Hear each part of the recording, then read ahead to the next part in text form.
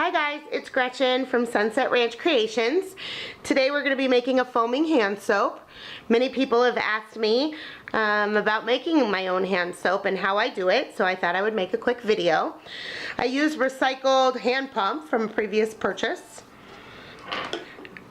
I also use the Pure Castile soap.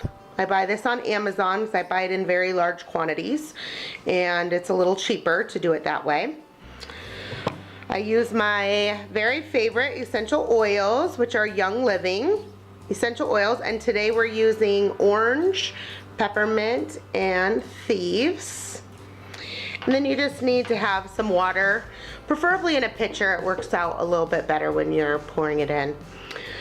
So you start with the Pure Castile soap, and you're gonna fill it about a quarter of the way full. Maybe like, I don't know if that would be considered a quarter.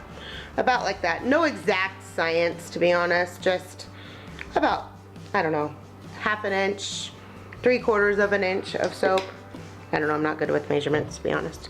Okay, then you need about 7 drops each of what your favorite oils. 4, 5, 6, 7. That's orange. And then peppermint. I can't talk and count at the same time, so sorry. 1, 2, 3, 4, 5, 6, 7. And then thieves.